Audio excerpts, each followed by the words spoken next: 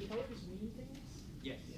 Green is development team, red is art team, blue is design, yellow is sound, and white is for producers. Okay. Good evening. We are Team Enso, and this is the engine-proof presentation for our game Bobby's Journal. I'm Jonah, producer and physics programmer. Ann Moni Sign, associate producer and tools programmer. Robert Gervais, narrative designer, debug, audio, and gameplay programmer. Evan Henny, technical director, engine and graphics programmer. Ian Shores, audio director. Lucy Tibbetts, lead designer. Nathan Hansen, animator. Kelsey Sorge-Toomey, art director. Heather Towns, background artist. And unfortunately, who could not be here today is Philip Clausen and Nathan Eifert, sound designers. Sorry. For our team structure, we're going with the classical team structure, where each individual team has a team lead, whether it be development, sound, art, or design team. We also have weekly meetings to facilitate communication between their teams and the producer. We also have weekly work sessions to facilitate communication not only between the teams and the producer, but the teams themselves. The type of game we're trying to create here is a 2D side-scrolling platformer.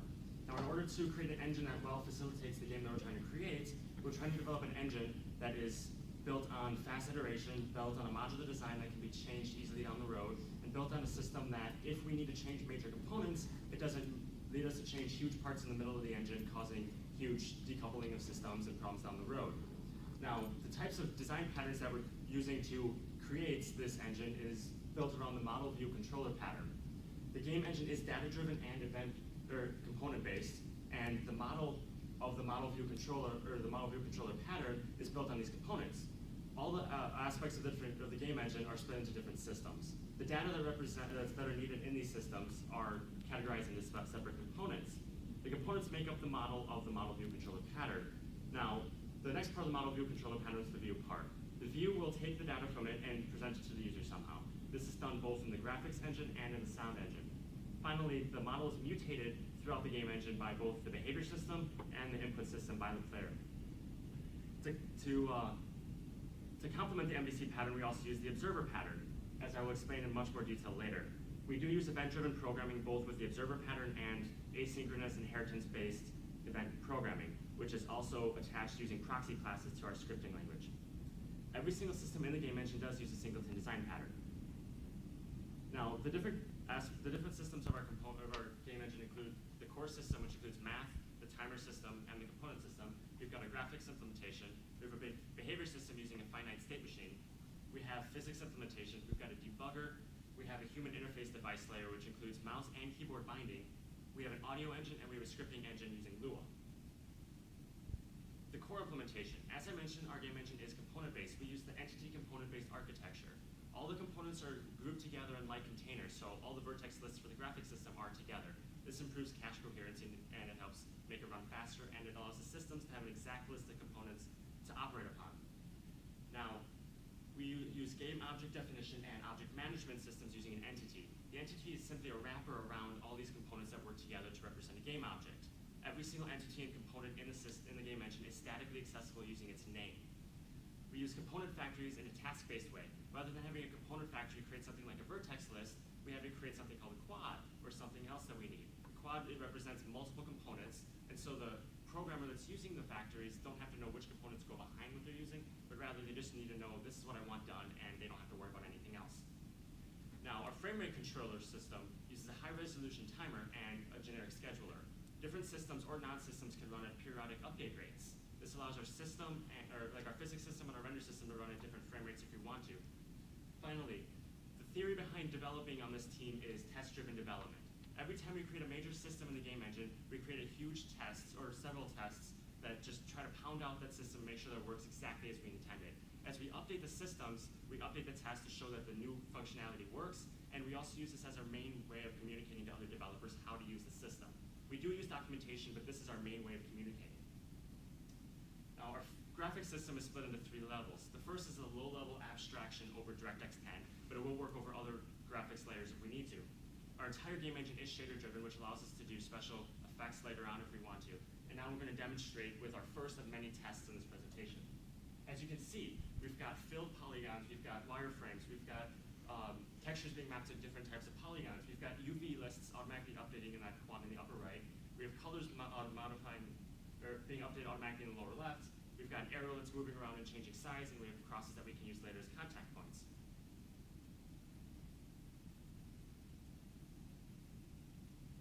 Now, the next level of our graphics system uses request-based rendering. This is going to make it easy to do batching and other types of optimizations down the road. Now, this is where our observer pattern really starts to shine. In the last example, you saw the square in the lower left just changing colors. All I was doing was just changing a couple colors in the vertex colorless component. It was using the observer pattern to notify its entity owner and the system that it was being changed, and the graphics system was able to just automatically update the vertex buffer in the background, completely transparent of the programmer. It just works. Now, this system also utilizes a transformation pipeline, and the main aspect of the transformation pipeline is the camera system, which we will demonstrate now. As you can see, as Moni turns the camera, the background changes. He's moving in line with the camera, and that little square that's following him is an example of our finite state machine system and how behavior is going to work in the game. Now, the final layer of the graphics system utilizes major components, and it supports sprites, animations, parallaxing, and font rendering, as we're going to demonstrate now. As you can see, as it goes left and right, we've got 3 layers of parallaxing working at different velocities. The upper right, we have a sprite using a square sprite sheet, and as he presses space, the text automatically updates. And now I'm going to bring it over to Jonah to describe our physics system. Thank you, Ben. For our physics, we went with an impulse-based physics engine. The collision detection we're using is SAT with clipping points. Right now in our engine, we have convex polygons colliding and resolving with circles with as well as orientation with all objects. For forces, we have time forces, gravity forces, as well as constant forces in game, as we'll demonstrate in this next test. As you can see, the polygon is moving down with the gravity force, the triangle is moving up with the constant force, and they're all colliding with rotation. Now I'm going to move it over to Robert with debug. Thank you, Jonah. As developers, we want to write clean, consistent code that our developers can use without breaking the engine or breaking the system. So for debugging, in addition to what we are offered with Visual Studio, we have a command line debugger that forks a new process in the security context of the debugger. The debugger then grabs thread context data from the child process so that we can display the child's register data and memory contents. This allows us to inspect pad bytes or pre-allocated byte patterns as we so choose. Our engine also has an error logger which displays the function line number and message log by constructing a singleton message object that must pass through a filter in order for the handler to persist the message to either a console or a file. We have a preprocessor macro certs that allow us to test our own systems as well. And we also have debug tech drawing for our physics. Moni's going to go ahead and run the debugger. And as you can see here, Moni's going to go ahead and show the register data. And we can see that we have some register information with addresses. And we're going to go ahead and display the stack. He's going to type in the stack pointer address. And we're going to display contents in memory. In a moment, go ahead and display 8 bytes. Very good. Now go ahead and quit and allow the child process to complete its process. And now we're going to discuss audio. Now for the audio system, we went ahead and wrote an audio system that wraps around the fmodx API. Currently, the audio system handles an audio manager and an audio event manager in which they manage raw audio files and fmod event files. With an audio system in place, I can interface with our sound designer, Ian Shores, via fmod designer. I'm going to go ahead and turn it over to Moni Sign to discuss Lua binding. Thank you, Robert. Do you have audio or you don't have audio? We have audio. Thank you, Robert. So for our scripting engine, we decided to support Lua. Why did we support Lua? Well, you see, Lua we found to be fast, lightweight, and also human readable. Not only for us developers, but for our designers. You see, they can read our scripts, understand it, change it if need be, and all in runtime. So to help us with the Lua binding, we also use a library called Lua Bridge. Now, what does Lua give us? Lua gives us hot loading, which lets us change things on runtime. It gives us a basic level editor and very simple serialization. We plan to write all our game logic using our scripts, showing that the Zengen will be data-driven. So Lucy, why don't you hit them with some design? Thanks, Moni. So over the summer, we developed several concepts. The 2 that were most influential to our design were first, the next player character, a 2D adventure platformer where players control an NPC turned hero with severe confidence issues, and a 2D platformer with narrative triggers developed by Malcolm Guy. So that brings us to our current high concept, which is a 2D side-scrolling platformer in which the player uses simple mechanics to traverse a narrative experience. Players will experience this narrative through a series of hidden triggers and levels that display different parts of the story in sonnet form. They will also collect different pieces of Bobby's journal that reflect her real-life experiences. only 2 to 3 different paths, and depending on the path the players take, you'll be able to experience different narrative content. So now I'm going to turn it over to Kelsey to talk about art. Thank you, Lucy. So for Bobby's Journal, we wanted the art to feel like a combination between Bill Watterson and Bob Ross. We felt that this combination enhanced the dreamlike quality of the gameplay. The environments are very painterly and heavily influenced by Washington State scenery, as you can see.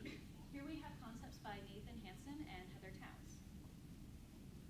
For the color palettes, we chose colors to allow for distinct differentiation between the characters and the background elements.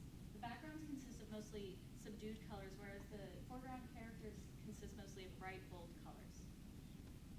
And here we have the final in-game assets for Darren Dino and Bobby Zhang, based on concepts by Chance Mackay.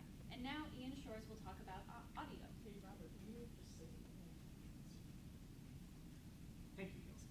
On the audio side, we've been focusing most of our pre-engine proof attention on establishing a viable audio pipeline. I've been working very closely with our audio programmer, Robert, to ensure the shortest possible iteration time. And as you'll see in just a minute, we have custom audio assets already in engine, so we have tested the pipeline. It does work. Also, on the screen, you'll see a screenshot of our audio asset list. This is online. It's shared between all of our content creators, our producer, Jonah, and our audio programmer. It has relevant and important information for all of the involved parties, including file names, locations, delivery specifications. It even has a built-in Scrum, so Jonah can track tasks in real time without substantially adding to his workflow. Now for my references, I'm taking thematic material, mainly from Barely Alive, the DigiPen animation, as well as I'm taking textural and harmonic reference from Eric Satie's Gymnopolis. Now I'll hand it off to Lucy to show off our prototype. Thanks, Ian. So here we have our prototypes built in engine and scripted in Lua. Upon startup, you can kind of hear Ian's music. Here, can you get back and turn that just a little bit, please?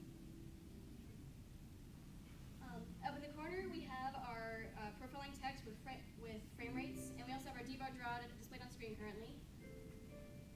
We also have multiple character animations. So we got our movement and jump. And as Ben hits the first trigger here, you can see the first part of the sonnet displayed on screen. He continues along, finds the fork in the road, chooses his path, and then finds another part of the sonnet.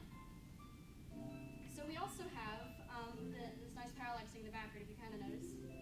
And we also have an in-game level editor. So Ben here is creating a shape to help Darren get on his way. Once again, we would like to iterate the fact that this is a prototype, not the final product. Is that a multi-part sprite animation, or is that just all? Yes. That's what it looks So like. it is a multi-part sprite animation? Yes. It looked like one. It just couldn't. Wait, so like it consists of multiple pieces being keyframe animated, or is it just a sprite sheet? Right now it's just a spreadsheet. Yeah, That's so what I it's meant. not multi-part No, sprite. that's it. I was like, no, I could see the artifacts. Like Ben I maybe didn't catch Ben's that. not a graphics programmer, so he can't see it like I can. But I was like, it doesn't look like a multi-part sprite to me. It looks like it could be and it should be, but it's not right now. All right, so we're going to turn it over to Jonah to talk about our risk and mitigations. Thank you, Lucy. For the first risk, we're going is the major risk. Will this game actually be fun? It's a narrative experience, but will that actually appeal to the player? To mitigate this risk, we want to finish level 1 and start playtesting as soon as possible to get that feedback.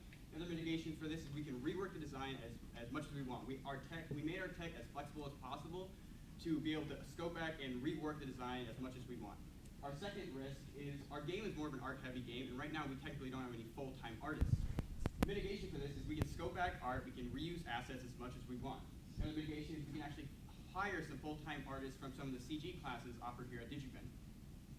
Going into the schedule, we want to implement level 1 as soon as possible, like I said. So the development team is going to implement level 1, start playtesting, and create an extensive level editor for our designers. Sound team is going to create the audio assets for level 1, the menus, and also the sound effects for the characters. Our team is going to be creating the tile sets, backgrounds, and menus for level 1. Design team is going to start on the story, the scripts, and start designing level 2 and 3 based upon player feedback. We grade ourselves on engine proof. We believe we're at a 94%. We also graded ourselves on prototype, and we believe we're at an 80%. We are Team Enso. This is our engine proof.